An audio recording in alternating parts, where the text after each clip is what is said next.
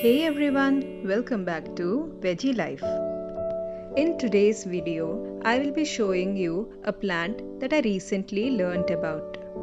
Presenting Chennangi Aaku. In Hindi, it is known as Kasaundi and in Sanskrit, it is called as Kasamarda.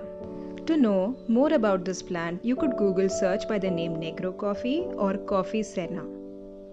This plant is indigenous to South India.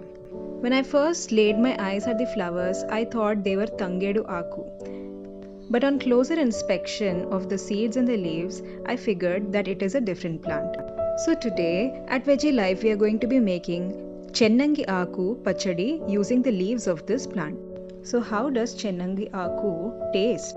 It is pungent with a hint of sweetness, closely resembling the taste of curry leaves chutney. In Ayurveda, these leaves are known to have tannins present in them, which help in wound healing and act as an antiviral, also removing parasites from body. To begin the recipe with, I have taken the Chennangi Aku and separated the leaves from its stem and follow it up with giving it a thorough rinse in water bath. After having thoroughly cleaned the leaves, take them out of the water bath and allow them to dry for a little while. Now for the tempering, we'll require 2 tablespoons of coriander seeds, 3 red chilies, 5 to 6 curry leaves, 2 tablespoons of sesame seeds, 1/4 spoon of methi or fenugreek seeds, 2 tablespoons of urad dal and 2 tablespoons of chana dal. 1 spoon of cumin seeds and 1-inch tamarind to finish it with some tanginess. Now let's start the cooking process. Here I'm adding 3 tablespoons of cooking oil, to which we will be adding 1/4 spoon of hing or asafoetida. Next, we will continue to add all the tempering ingredients one by one, starting with cumin seeds, chana dal, urad dal.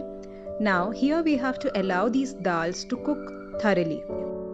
As the dals start to cook, you will notice that they release a beautiful aroma. This is when we should add the methi or fenugreek seeds followed by sesame seeds and some coriander seeds. For spiciness, I'm adding the red chilies followed by 1 inch of tamarind that we had kept aside earlier. Now let us give the tempering a quick stir to evenly distribute the heat. Once the dals have cooked and the tempering is releasing a beautiful aroma, we are now ready to add the pre-soaked and washed Chennangi Aku leaves. Cook the Chennangi Aku until they have slightly wilted and changed their color to dark green. After about 5 minutes of cooking the leaves, take a lid and place it on top of the vessel. Allow it to simmer at low heat for another 5 minutes. Once done, allow it to come down to room temperature, then add it to a mixer blender and blend it away to a smooth paste. Now we'll take a vessel again and add some oil to it. Let us prepare for the second tempering. I'm adding 2 red chilies, just a bit of chana dal and urad dal. To this, you can add a dash of asafoetida, which is optional, some cumin seeds and mustard seeds. Now we'll add curry leaves and give this tempering a quick stir. Once the dals have cooked, switch off the flame and add this tempering from the top onto the pachadi. The second tempering is optional. I have added it because it gives a very beautiful taste to the pachadi. Give the pachadi a quick mix to allow the flavors from the second tempering to seep into the pachadi. Your Chennangi Aku Pachadi is all set and ready to be served along with some hot rice and ghee from the top.